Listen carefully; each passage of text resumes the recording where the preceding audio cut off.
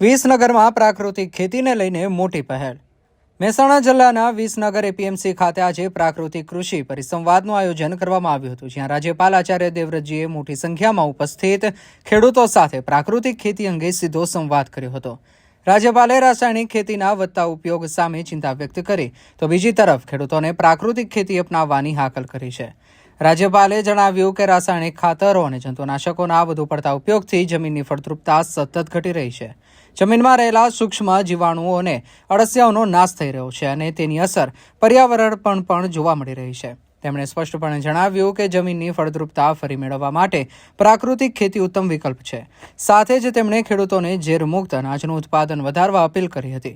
વિસનગરના આ કાર્યક્રમમાં લોકસભા સાંસદ હરિભાઈ પટેલ, ઇન્ચાર્જ જિલ્લા કલેક્ટર શાલિની દુહાન, जिला पोलीस अधीक्षक हिमांशु सोलंकी, एपीएमसी चेरमेन जयंतीभाई पटेल सहितना पदाधिकारीओ ने अधिकारीओ उपस्थित रह्या हता। साथे ज मास्टर ट्रेनर, खेडूतो, कृषि सखी बहनों अने मोटी संख्यामां खेडूतो पण आ परिसंवादमां जोडाया हता। हम तो भी सब्र कर लेते, तो भी शांति मान लेते, 105 में से 5 ही बच जाती। हम ये तो कह लेते 5 बची हुई हैं, 100 में से 105 माना, 105 में ही सब में समान रूप से जय पाए। आप और हम जो खेडूत बैठे हैं, ये आज खेती में पैदा कर रहे हैं। ये जहर मां के दूध में कहां से आया? अब इसको ध्यान से सुनो। आप जब खेतों में यूरिया छिड़कते हैं ना, यूरिया DAP छिड़कते हैं, तो किसान भाइयों आपको कोई नहीं बताता, ना कृषि वैज्ञानिक बताते और ना जानने वाले बताते। आपसे इतना बड़ा पाप करवाया जा रहा है।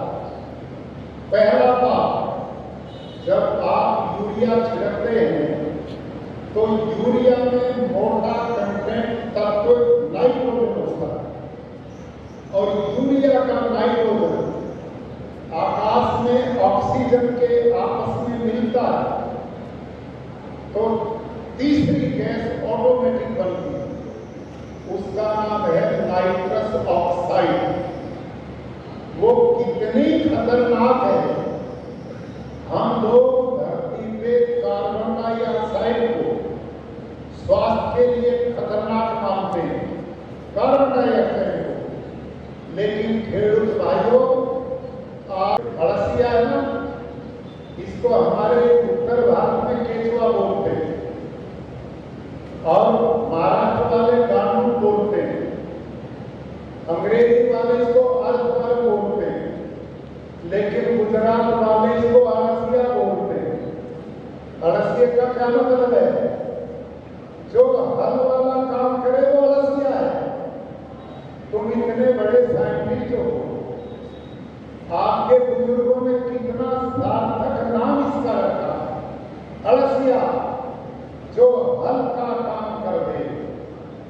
ये अड़सिया जो है ना, यही धरती का सबसे बड़ा मित्र है, किसान का मित्र है। ये देवता है धरती मां के लिए, और हमने सारा मार दिया। मैं लोगों से पूछता हूं कई बार, आप जितने रासायनिक खेती वाले बैठे हैं, किसी के खेत में अड़सिया दिखता है क्या? सब मार दिए। और सूक्ष्म जीवाणु तो आंख से भी नहीं दिखते, वो कैसे बचेंगे? अरे अड़सिया को छोड़ो, आपने सांप भी मार दिए। कोई जीव जंतु धरती में छोड़ा ही नहीं। प्रतिवर्ष विदेश से यूरिया DAP मंगाते। ये जो यूरिया खेत में डालते हो ना, ये सरकार को 3000 रुपये बैग में पड़ता है और आपको 300 रुपये में सब्सिडी। इसलिए हम चिंता नहीं करते, 300 रुपये डालो जितना डाला जा सकता। अभी 3 दिन पहले 6 अगस्त को, आज 8 अगस्त है ना, 6 अगस्त को राजभवन में लोक भवन में मीटिंग थी हमारी पूरे प्रदेश के कृषि वैज्ञानिक और पांचों यूनिवर्सिटी के साइंटिफिक नाम वाइस चांसलर, और उस मीटिंग में हमारे कृषि मंत्री जी भाई बतानी और हमारे प्रदेश के विधानसभा अध्यक्ष शंकर भाई चौधरी, परसों की बात है, तो शंकर भाई चौधरी 3 देशों में घूम के आए थे 10 दिन पहले, एक जर्मनी, एक डेनमार्क, एक नीदरलैंड। मैंने उनको बुलाया अपनी मीटिंग में और मैंने बताया कि आप बताओ न्यूजीलैंड के लोग, नीदरलैंड के लोग खेती कैसे करते हैं, डेनमार्क में किसान खेती कैसे करते हैं, जर्मनी के किसान खेती कैसे करते हैं। वो हमारी मीटिंग में आए, उन्होंने प्रेजेंटेशन दिया और आपको जानकर आश्चर्य होगा, उन्होंने कहा मैं डेनमार्क में गया, वहां किसानों के खेतों में गया, ये पोटैटो आलू की खेती, क्या बोलते पटाखा आपके यहाँ, उन्होंने अपना फोटो दिखाया, वो गर्दन केवल दिखती है, 4.5 फुट ऊंचा तना पटाखा। आज से 30-40 वर्ष पहले कभी किसी ने कैंसर का नाम सुना था? बोलो हाथ खड़ा करके, नहीं सुना।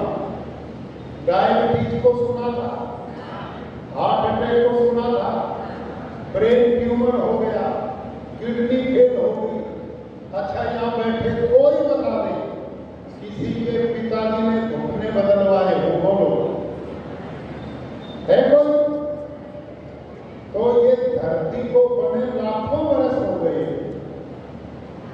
ये कोई प्रॉब्लम नहीं थी, तो ये एकदम इस 20-30 साल में कहां से आ गई? और सुनो, पहले 20-30 साल को धरती माता ने सहन किया, उसमें ताकत थी। अब धरती मां जवाब दे गई, अब उसके बस का नहीं है, वो खुद हमने जहरीली बना दी और हर दिन यूरिया डीएपी बढ़ रहा। अब ये बीमारियां और बढ़ेंगी क्योंकि धरती मां बंजर हो गई, जहर उगल रही है। आज पशुओं में भी कैंसर होने लग गया है, पशुओं के भी हार्ट अटैक हो रहे हैं क्योंकि ये जहर वाला चारा भोजन उनको भी हमें पता है। अनेक आप जब छोटे थे, आप देखो, सोचो दिमाग से, कितने तरह के पक्षी दिखाई देते थे। आज उन पक्षियों की प्रजातियां लुप्त हो गई। आप छोटे थे, खेतों में अड़सिया भरपूर मात्रा में था, आज दिखाई नहीं देता। मित्र कीट सब मार दी, धरती को पत्थर बना दिया, बंजर बना दिया। आज वर्षा होती है, धरती मां पानी नहीं पीती, बारिश होती बाढ़ आ जाती, बारिश नहीं होती अकाल पड़ जाता। ये सब कुछ विनाश रासायनिक खेती ने किया, इससे बर्बादी आई।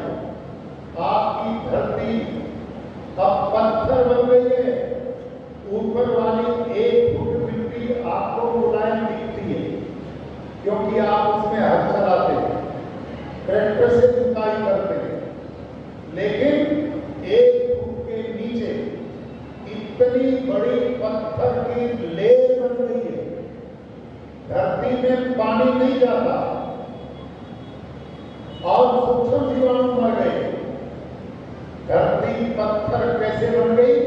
अब ये दूसरा वीडियो देखो आप, ये सत्य वीडियो, इसको भी ध्यान से देखो। खेडूत अपनी पैतृक धरती को भाड़े पे बोना दे देते हैं, बटाई पे दे देते हैं, घास उसका लेते हैं, दे देते हैं, खुद खेती नहीं करते। अब उनको भी सोचना पड़ेगा,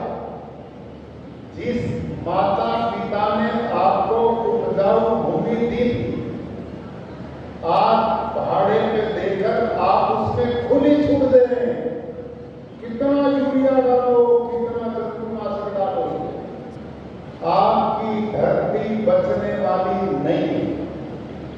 आपकी पीढ़ियां आपको माफ नहीं करेंगी, क्योंकि आप उसको बंजर बनाने के लिए खुली छूट दे रहे हैं।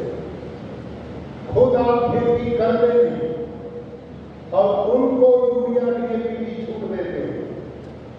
और ये धरती पत्थर बंजर क्यों बनी, इसको सुनो ध्यान से, ईमानदारी से हाथ खड़ा करके समझ करके बताएंगे। डीएपी जब आप खेत में डालते हैं तो डीएपी 6 महीने तक धरती में पड़ा रहता है, नहीं दिखाई देता कि नहीं? जिनको दिखाई देता वो आप पढ़ा करो, ये सबको दिखाई देता। अब वो पत्थर ही तो है जो 6 महीने में भी नहीं गलता।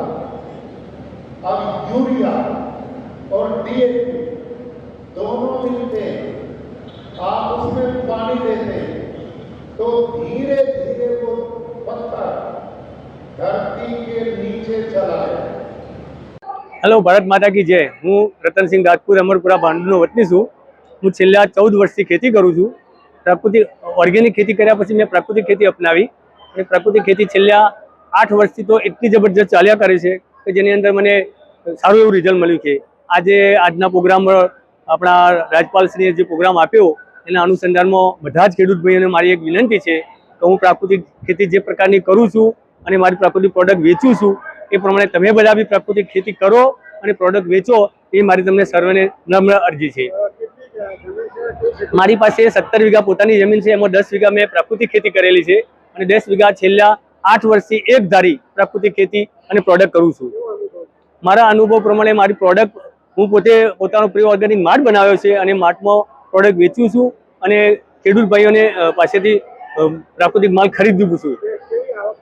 મને મારી આજ સુધીની ગણતરી કરતો ડબલ આવક થઈ ગઈ છે। માનો કે મારા ઘઉં મેં 1200 રૂપિયા મણ, આ વર્ષે ચાલુ વર્ષે 32 બોરી ઘઉં મેં વેચ્યા 1200 રૂપિયા મણ લેખે, મને સારી એવી આવક મળે છે। પછી શાકભાજીનું પ્રોડક્ટ મારી ઓલરેડી મહેસાણાની અંદર પોતાનો પ્રી ઓર્ગેનિક માર્ટ બનાવ્યો છે, ત્યાં હું વેચાણ કરું છું અને સારું એવું પ્રોડક્ટ મને મળે છે। પ્રાકૃતિક ખેતી કરવી જોઈએ, યુરિયા ડીએપી ન વાપરવું જોઈએ, નવી પેઢીને બચાવવી હોય અને નવી આપણી આ બાળકોનો જીવન શુદ્ધ અને શાકાહારી બનાવવો હોય તો પ્રાકૃતિક ખેતી કરવી જરૂરી છે, નહીતર આવતી પેઢી નપુંસક બની જશે એવું મારું એક અનુમાન છે। એટલે બધા જ ખેડૂત ભાઈઓને હું નમ્ર અરજી કરું છું કે પ્રાકૃતિક ખેતી પોતાના માટે એક વીઘો કરો તમે।